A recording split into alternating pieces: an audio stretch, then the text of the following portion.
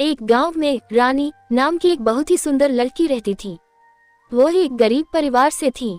उसके पिताजी घर का खर्च पूरी तरह से नहीं उठा पाते थे, इसलिए रानी जंगल से लकड़ियां काटकर उन लकड़ियों को बाजार में बेचती थी। इस तरह से उनका घर का खर्चा चलता था। रानी अब 21 साल की हो गई थी और उनके माँ बाप को अब चिंता होने लगी थी कि उसकी शादी बिना पैसों के हम कैसे करेंगे। मगर रानी को अपनी शादी की कोई भी परवाह नहीं थी, क्योंकि वो अपने परिवार से बहुत प्यार करती थी और रानी इतनी खूबसूरत थी कि उसके कई रिश्ते आते रहते थे, मगर वो सबको मना कर देती थी। पर रवि नाम का एक लड़का रानी से बेहद प्यार करता था और रानी के मना करने के बावजूद वो रोज बाजार में रानी की लकड़ियां बिकवाने पहुंच जाता था। रानी रवि से प्यार नहीं करती थी, क्योंकि शायद रानी को रवि के प्यार पर भरोसा नहीं था। रवि भी एक गरीब परिवार का ही लड़का था।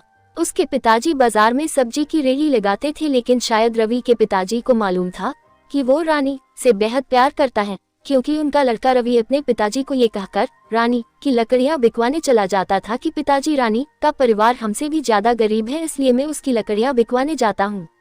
लेकिन रवि के पिताजी को उसकी ये बात अच्छी लगती थी कि वो एक गरीब लड़की की सहायता करता है।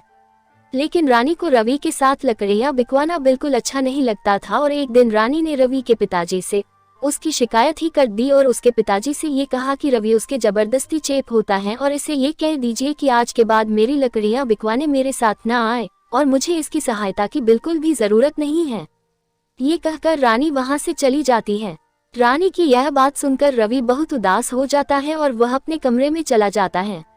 अगले दिन जब रानी बाजार में लकड़ियां बेचने गई तो रवि उसके पास लकड़ियां बिकवाने नहीं गया और उस दिन रानी की लकड़ियां बहुत कम बिकी थी और बहुत सारी लकड़ियां बच गई थी। अब रानी को बहुत देर हो गई थी, मगर उसकी लकड़ियां नहीं बिक रही थी।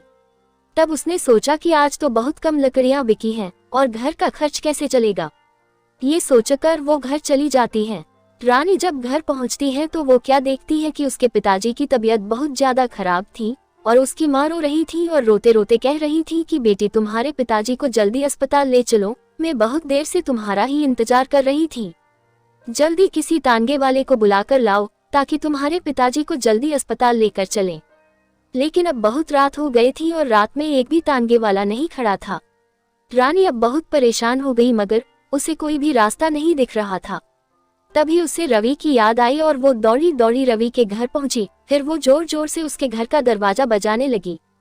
तब रवि घर का दरवाजा खोलता है तो रवि रानी को अचानक इतनी रात को देखकर चौंक जाता है और रानी से पूछता है कि क्या हुआ, इतनी रात को तुम यहाँ कैसे? घर पर सब ठीक तो है ना? तभी रानी कहती है कि रवि, मेरे पिताजी की तबीयत बहुत खराब है और उन्हें अस्पताल लेकर जाना है, मगर बाजार में एक भी तांगे वाला नहीं है। अब तुम ही मेरी सहायता कर सकते हो।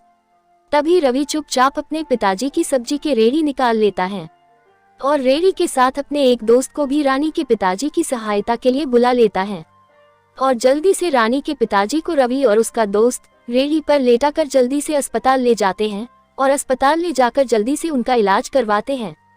1-2 घंटे में रानी के पिताजी का इलाज हो गया और डॉक्टर ने कहा कि अब ये ठीक है, बस कुछ दवाइयाँ मैंने लिख दी है, बगल के कमरे में से ले लेना और ये दवाइयाँ अब इन्हें जीवन भर खानी होगी। तभी रवि कहता है कि रानी, तुम पिताजी से मिलो, मैं दवाई लेकर आता हूँ। रानी अपने पिताजी से मिलने उनके कमरे में जाती है। तब उसके पिताजी बिल्कुल ठीक हो गए थे। तब वो रानी से कहते हैं कि बेटी, तुम रवि से कितना चिढ़ती हो, फिर भी वो हमेशा तुम्हारी सहायता करता रहता है।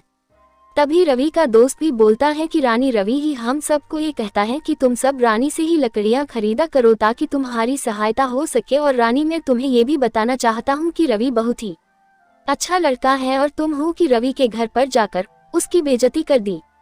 तब रानी को विश्वास हो जाता है कि रवि बहुत ही अच्छा लड़का है। इतने में ही रवि दवाई लेकर आ जाता है और रानी से कहता है कि मैंने तुम्हारे पिताजी की सभी दवाइयाँ ले ली हैं और डॉक्टर ने भी छुट्टी दे दी है, चलो अब घर चलते हैं। अब सुबह के 6 बज चुके थे। हॉस्पिटल के बाहर ही तांगे वाला खड़ा हुआ था। रवि ने अपने दोस्त से कहा कि तुम रेड़ी लेकर घर पहुंचा देना, मैं तांगे से रानी के पिताजी को घर छोड़ आता हूँ। रानी रवि से बहुत खुश थी कि रवि मेरी कितनी सहायता कर रहा है। इतने में वो सभी घर पहुंच जाते हैं और रवि तांगे वाले को किराया देकर पिताजी को घर छोड़ देता है। तभी रवि जाने लगता है तो रानी उसे बाहर रोकर उसका हाथ पकड़कर उससे माफी मांगती है और ये कहती है कि रवि, कल से तुम मेरी लकड़ियां बिकवाने आ जाना, क्योंकि अब तुम्हारे बिना मेरा लकड़ियाँ बेचने का बिल्कुल भी मन नहीं करता। और हाँ, क्या शादी के बाद भी तुम मुझे बाजार में लकड़ियाँ बेचने भेजोगे? रानी की ये बात सुनकर रवि बहुत खुश हो जाता है और कहता है कि रानी, तुम्हें मुझसे प्यार हो गया, ये कहीं मैं सपना तो नहीं देख रहा। मगर ये हुआ कैसे? तब रानी कहती है, रवि, तुमने मेरा दिल जीत लिया। एक दिन था जब मैं दुनिया के सभी लड़कों से बहुत नफरत करती थी, मगर आज मुझे पहली बार तुमसे बेहद प्यार हो गया। तब रवि कहता है, रानी, आज मैं भी बहुत खुश हूँ कि आज मुझे मेरा प्यार मिल गया और मैं तुमसे वादा करता हूँ कि मैं तुम्हारे साथ साथ तुम्हारे परिवार का भी ख्याल रखूंगा।